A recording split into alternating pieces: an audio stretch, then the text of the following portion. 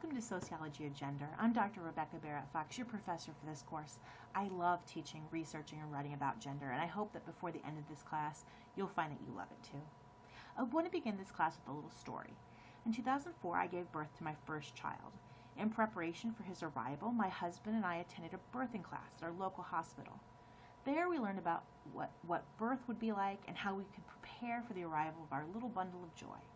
We also met other soon-to-be parents. Almost everyone there was in a heterosexual relationship, so there were a lot of excited women and men talking about their hopes and plans and fears for childbirth and welcoming a newborn. One day, our chit-chat turned to nurseries and how we were preparing them. I took a quick survey of the room. All but one couple knew the sex of their coming baby. In every case in which the sex was known to be a boy, the nursery was themed around sports. Every one.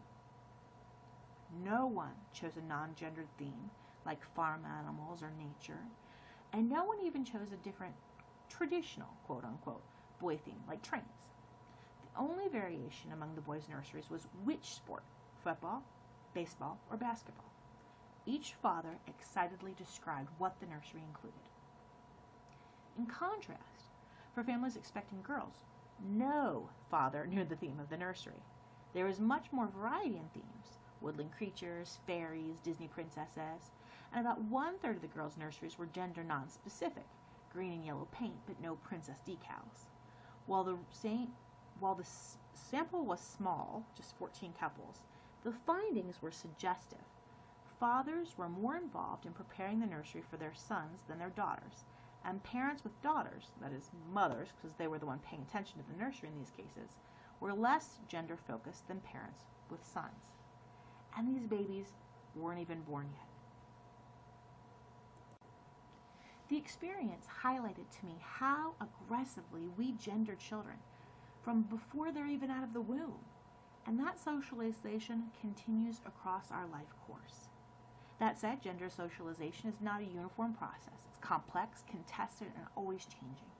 This class is about learning how, sociologically, we construct gender and how that construction contributes to different life outcomes for people of different genders. This semester, we will study the patterns in the lived gendered experiences of people. Most of our examples come from the U.S., though I encourage you to apply the concepts we are learning to other contexts.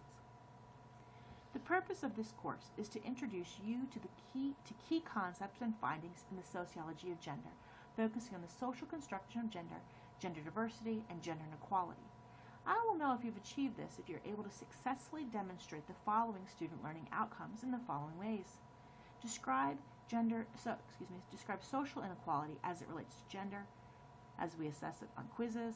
You're going to explain the concept of social construction as it relates to gender, also assessed on quizzes and in your final project, and identify real-life examples of the social construction of gender.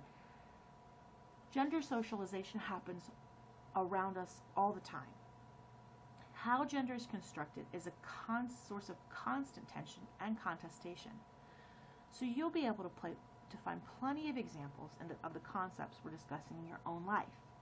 Don't believe me? Think about these questions and what they have to do with gender. Why do men's button-up shirts button one direction and women's the others? This is also true of our pants. Why do women's clothes so often button or zip in the back or on the side, but men's don't? Why do men's clothes have pockets, but women's don't? Why do women carry purses, but men carry wallets? Whose fashion sensibilities are diaper bags designed for?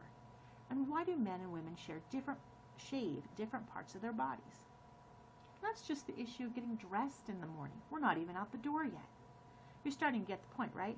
We can't even get out the door in the morning without major gender differences.